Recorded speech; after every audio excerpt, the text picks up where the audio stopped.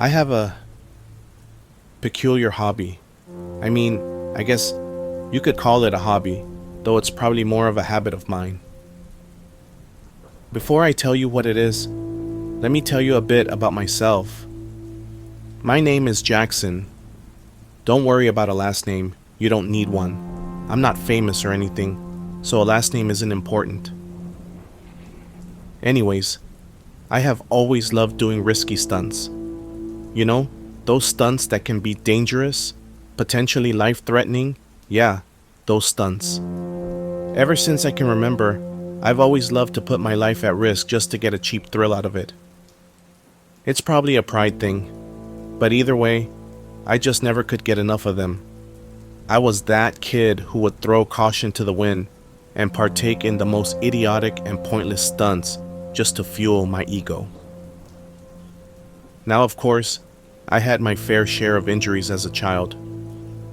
Broken arms, broken legs, cracked ribs, chipped teeth, pretty much anything that could be broken without being directly life-threatening, I broke it. I was the envy of all the kids at school. Everybody wanted to be cool and do the stunts that I did, but the adults just looked at me as being totally reckless. One teacher even went as far as to call me a complete and total idiot. I didn't care what they thought. As long as I was happy, what they thought of me wasn't a priority of mine. I mean, who cares what they thought anyways, right? I digress. The point of me writing this is actually about something that happened to me on that hot summer day in July of 1999. I had been riding my bike in the street, pulling off unimpressive wheelies and bunny hops, when my foot got caught in the chain of my bike. I stumbled over, taking my bike with me in the process, only to lock eyes with an oncoming truck. I screamed, dreading what was about to happen, only to open my eyes to nothing. No truck, no car, no anything.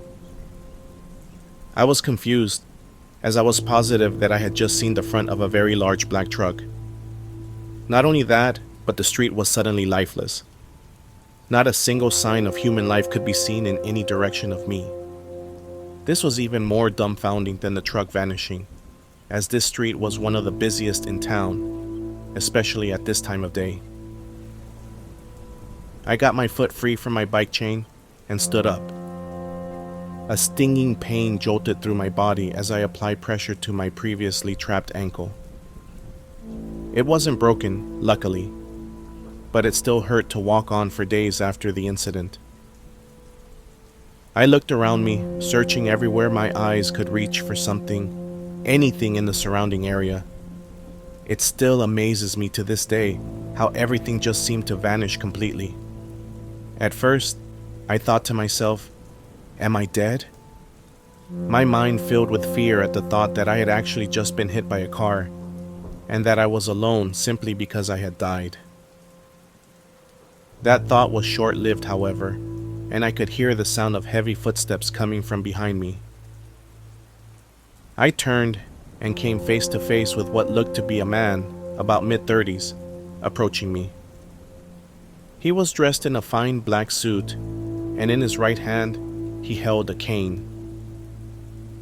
The cane was all black as well, except for the raven atop it, which was a dark purple. My first thought was that he had gone to church and had just gotten out, but I suddenly felt very stupid for thinking this, as it was Thursday in the middle of the day. I questioned silently to myself as to why he was wearing an all-black suit in the middle of a hot summer day. It had to be at least 110 degrees outside, and yet this man was dressed in all black attire. The man looked young, no more than 33 at the most. His hair was neatly fixed to the side. That was when I noticed his smile. A row of perfectly white teeth flashed a devilish grin in my direction. His teeth seemed to shine from the light of the burning sun. His eyes, however, held no light in them. They were, in a way, dead, devoid of all human life, or any life for that matter. They were frightening, even though they held nothing within them. They were simply black orbs.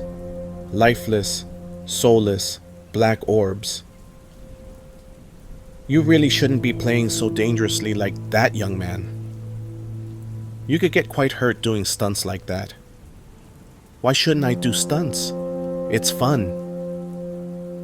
Now do understand I was only 10 at the time of this event, so the child in me prevailed in choosing the words that I would say to this man.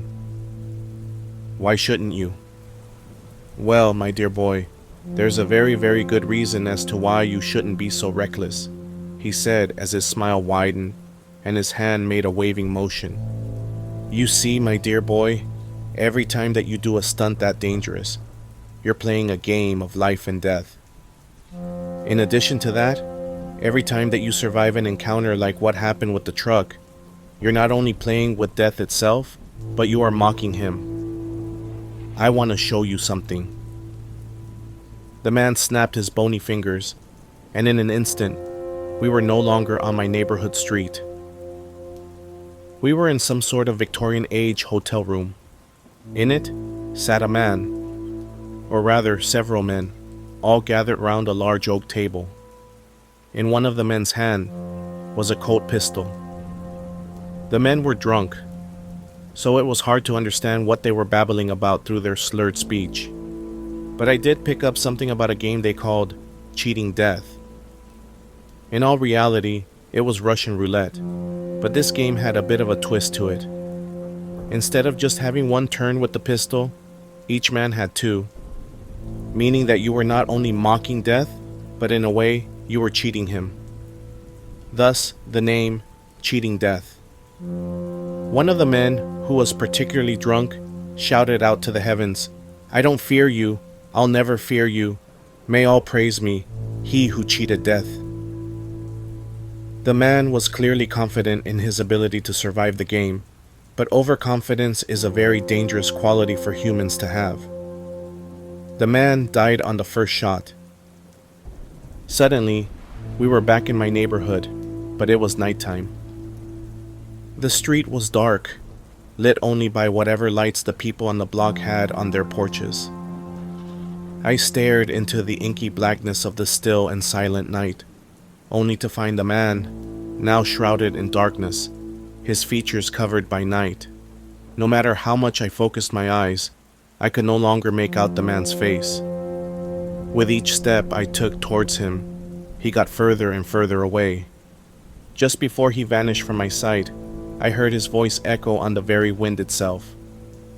Don't cheat death, or death will cheat you. His voice was now low and menacing. He spoke as if he was foreshadowing some traumatic event or some fulfillment of some ancient prophecy. Of course, in the mind of a 10-year-old, none of this seemed too odd.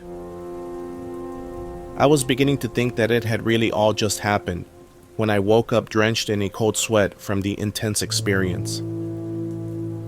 The next day I was riding my bike on my street when I got my foot caught in the spikes of my back wheel after unsuccessfully attempting a wheelie. I stumbled into the street and came face to face with a truck heading straight for me. The truck stopped mere inches from my face. The man helped me up and offered me a smile before getting into his car and driving away. Just as he did, he turned to me and revealed his black, soulless eyes. You should be careful doing stuff like that out here. You're cheating death with that kind of recklessness. You're probably going to hate me for telling you this, but that too was just a dream. About 5 years after the dreams, I was once again at my usual antics with my dangerous stunts.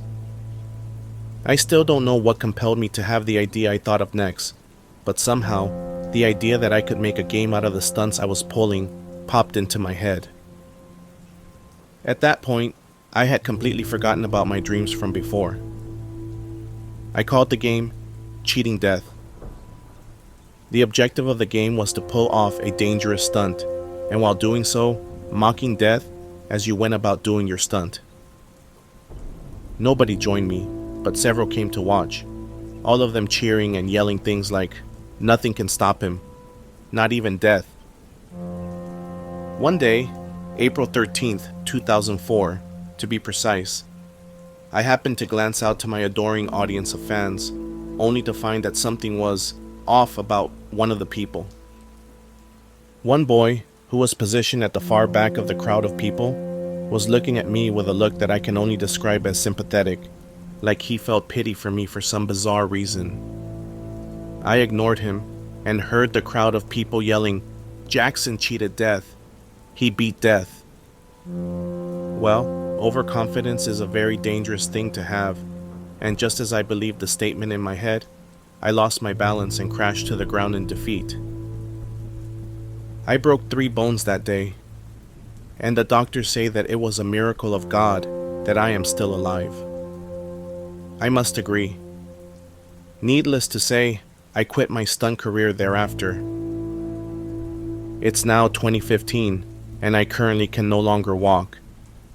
My legs mysteriously stopped working last year and had to be amputated. Last month, the doctors informed me that I had cancer. They gave me 3 months to live at the most. Well, a month has gone by, and the doctors tending to me came into my room last night. They told me they had some bad news. I'm sorry to have to tell you this, but the treatment hasn't helped slow the cancer. In fact, it sped it up somehow. I'm sorry to tell you this, but you have less than a week to live. As they walked out of my room, I saw one of the doctors turn to me and look me dead in the eyes. His eyes, they were soulless, black orbs. At about midnight, I was awakened by the sound of heavy footsteps outside of my room. I heard the door open and close. I didn't need to wonder what would happen next. I never saw his face, but even as the tall, mangled shadow crept towards my hospital bed, I understood who it was. He whispered 3 little words in my ear before I flatlined. Nobody cheats death. Cheating death is not impossible, but it does come at a heavy price. It is a risky game, and it can only yield failure or worse. I recommend you don't go trying to cheat death, but there are some among you who will still attempt this. I assure you it's futile because nobody cheats death. Nobody cheats me.